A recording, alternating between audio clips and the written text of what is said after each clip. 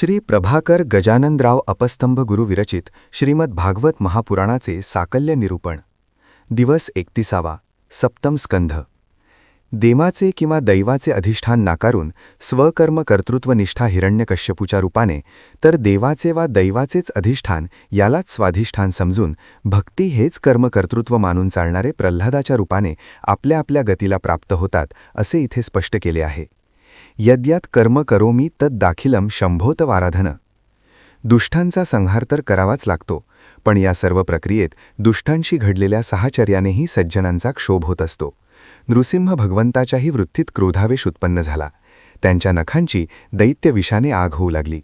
तेव्हा त्यांना शांत करण्यासाठी सर्व देवच नव्हे तर प्रत्यक्ष लक्ष्मीदेवीही धजावत नव्हते.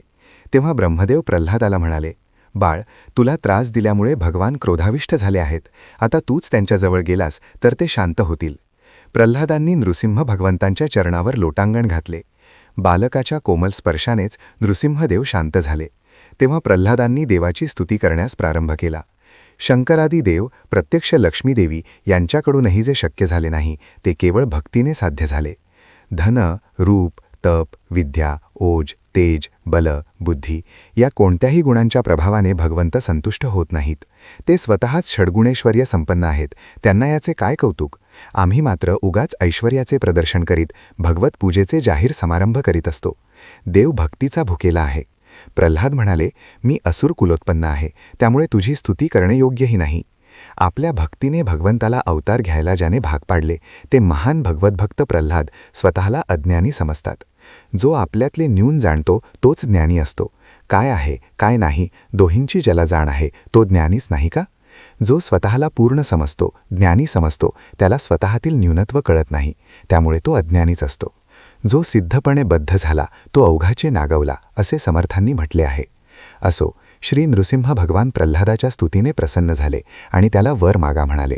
त्यावेळे भक्त प्रल्हाद म्हणाले, हे देवाधिदेव, मला कोणताच वर मिळविण्याची अभिलाषा नाही, पण वर देणारच असाल तर मला कोणत्याही कामनेची कधीही इच्छा होऊ नये असा वर द्या. प्रल्हाद बालक होते तरी आपल्या पित्याने वर प्राप्त करण्यासाठी केलेल्या तपाचे व वरामुळे आलेल्या अहंकारामुळे सर्व कामभोगांची लालसा निर्माण झाले व धर्म, धृती, लज्जा आणि स्मृती लयाला गेली असल्याचे प्रत्यक्ष प्रमाण पाहिले होते. देवाची भक्ती करा, गुरूंची सेवा करा, पण त्या बदल्यात वराची किंवा ऐहिक लाभाची अपेक्षा करून कर्म कराल तर तात्कालिक लाभ तर होईल, पण तो व्यवहार होईल. सारे तप त्याचे मूल्य ठरेल. परमार्थ व पारलौकिक लाभ नष्ट होईल. कुणा भक्ताला काय द्यावे, कुणाचा काय अधिकार आहे हे आपल्या उपास्याला ठरवू द्या. प्रल्हादांनी विनंती केली, हे भगवान, माझे पिता आपले शतशः अपराधी आहेत, तथापि कृपा करून त्यांना आता तरी सद्गती द्या. प्रल्हाद नेणते आहेत. भगवंताची कोणतीही कृती सद्रूप असते. ते समदृष्टीचे आहेत. शिशुपाल, दंतवक्तृ, रावण, कुंभकर्ण, हिरण्याक्ष असे अनेकानेक दैत्य संपविले, परंतु कुणाला स्वतःच्या मांडीवर घेतले काय. भगवंताने मांडीवर घेतलेला कोणीही जीव हा सद्गतीलाच जात असतो. तरीही नृसिंह भगवान म्हणाले, तुझ्यासारखा भक्त पुत्र हा त्याच्या स्वतःच्या सत्कर्माच्या बळावर पित्याचा उद्धार करीत असतो.